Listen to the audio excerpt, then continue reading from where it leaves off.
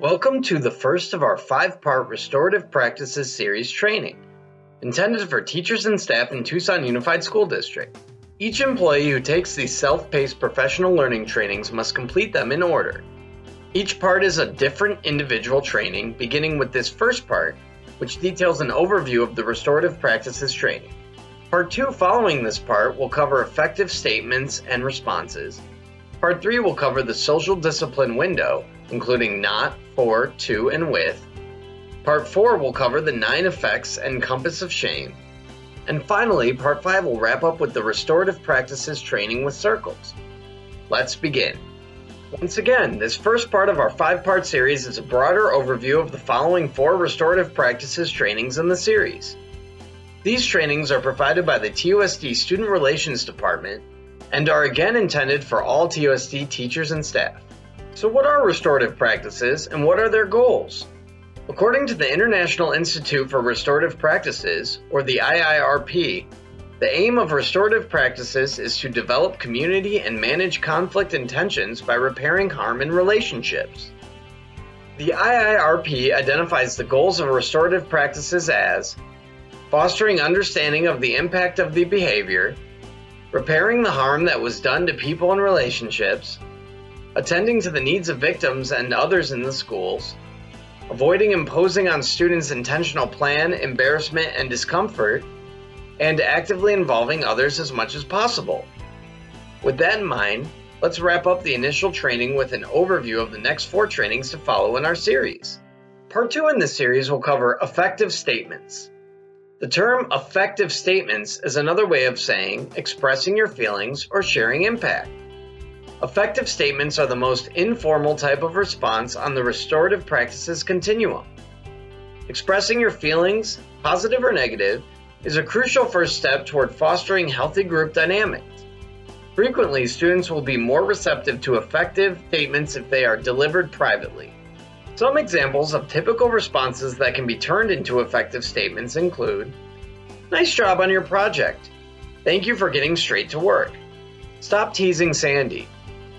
When turned into effective statements, these responses become, "I'm so impressed with the results of your final project. I'm thrilled that we are all ready for class.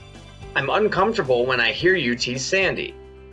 There are also effective questions, which allow us to deal with conflict in a restorative way. For more information on how to compose an effective statement, feel free to refer to the image here, which discusses how to structure a response as an effective statement. When you're doing this, remember to be respectful, genuine, and specific. Part 3 in this series will cover the social discipline window. The social discipline window describes 4 basic approaches to maintaining social norms and behavioral boundaries. The 4 are represented as different combinations of high or low control and high or low support. The restorative domain combines both high control and high support and is characterized by doing things with people rather than to them or for them. You can see here a helpful chart with the 4 primary means adults use to deal with conflict: not, for, to, and with. Not, when we are negligent, we do nothing to help the person. For, when we are permissive, we do everything for them, expecting nothing in return. To, when we are punitive, we rely on external rewards and punishments to control behavior. With, when we are restorative, people are more likely to make a positive change in their behavior when people in position of authority do things with them rather than to or for them. Part 4 in this series will cover the 9 effects and the compass of shame.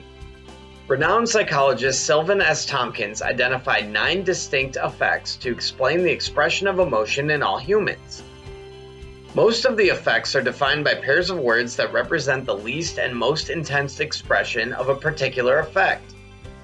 The 6 negative effects include anger, rage, fear, terror, distress, anguish, disgust, dismell, which is a word Tompkins coined to describe turning up one's nose in a rejecting way, and shame, humiliation.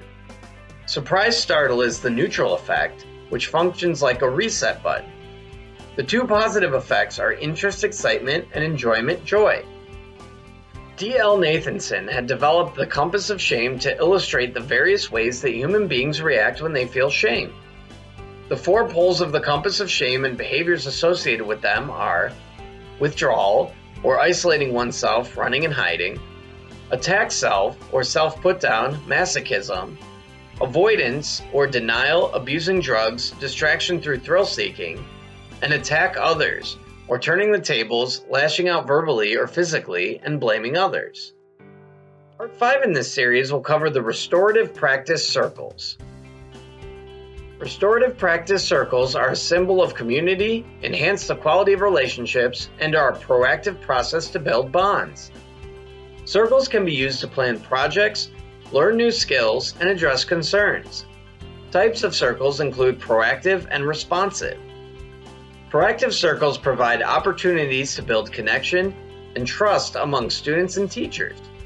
These types of circles should make up at least 80% of all circles done.